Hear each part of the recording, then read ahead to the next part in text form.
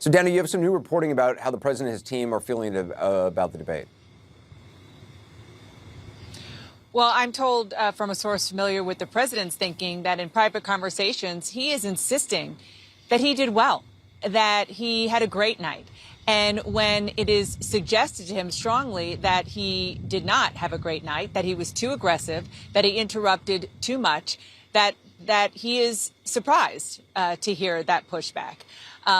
What I'm told is that the sort of feeling is that once the president digests his steady diet of cable news that he always does, that it is going to hit him likely in the next day or so, that he did, in fact, interrupt too much, that he did, in fact, have a bad night, like everybody around him believes that he did.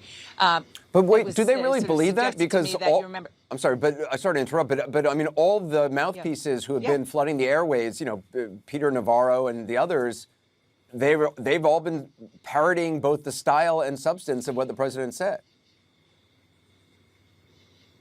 That's true. But the analogy that was given to me was, remember when how can you forget, when the president suggested that injecting or digesting bleach would help with coronavirus, and he couldn't believe that people actually thought that was a big deal. After a day or two, he got that was a big embarrassment. That is the analogy. Whether or not he will get there, you're right. It's obviously a very open question.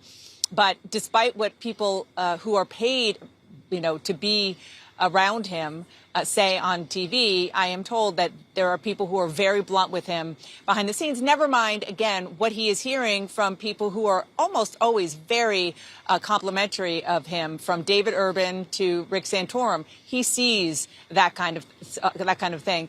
And one other thing that was interesting is that they want him to kind of, I was told, take a beat to rest. They're not even going to go there on the next round of debate prep until maybe next week at some point, and they hope by then he will have absorbed it all. But look, Anderson, I get your point. It is a big if and a big hope, given the fact that they did work hard with him behind the scenes before last night's debate. Abby, the president had a chance to try and clean up, if you can, his stand by Proud Boys comment, and take some responsibility for his behavior last night. Instead, he did what he always does, which is just try to muddy the water further. I kept wondering today, is part of this just a strategy to disgust and depress everybody but his supporters, and maybe peel off a certain percentage of voters who are just kind of feel dirty after watching this thing last night and disgusted that they just stay home and not vote?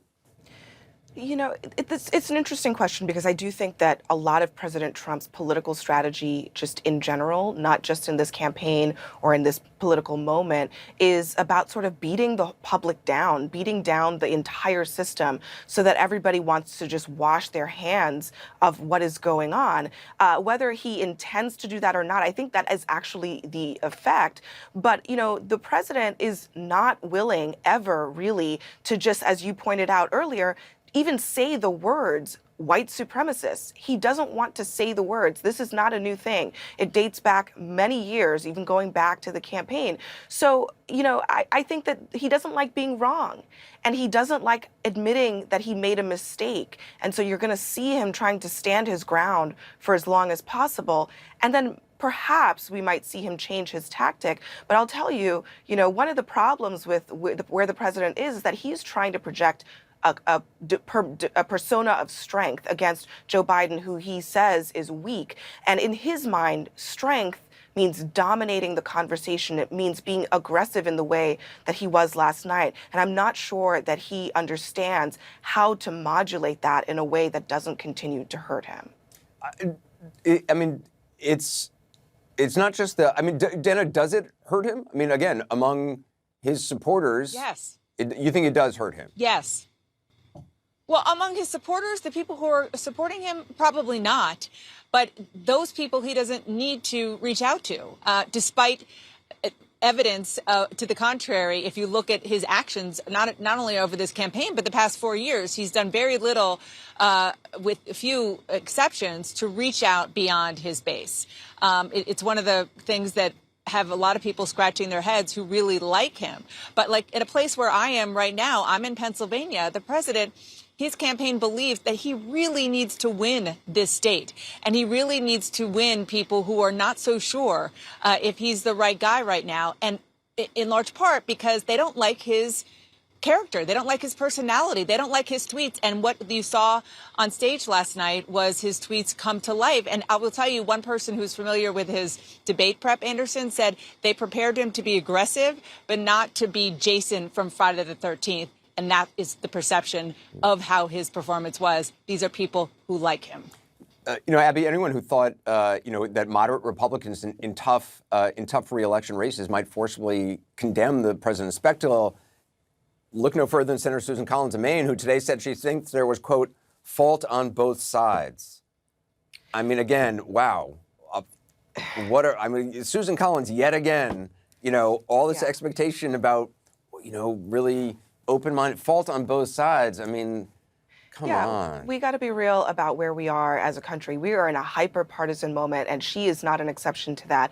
Susan Collins is trying to fight for her survival by literally walking a tightrope in her state. And I think that that's what you're seeing. She's just trying to sort of kind of be sort of, quote-unquote, even-handed about this in a way that is not it does not gel with reality. You're going to see a lot of Republicans sort of saying, well, it would be nice if he had said the right thing last night, but they're not going to go out of their way to actually condemn what the president said and did last night. That is what we are going to see in the coming days, and perhaps for the future debates that are probably going to look not too dissimilar from what we saw last night. Yeah. Seems like in the past there were politicians who thought that there was something more important than just political survival from time to time, like human decency and, actually having morals and virtues and standing up for what you believe in and saying what you believe. But that seems increasingly rare. Dana Bash with Vice President Abby Phillip, thank you very much.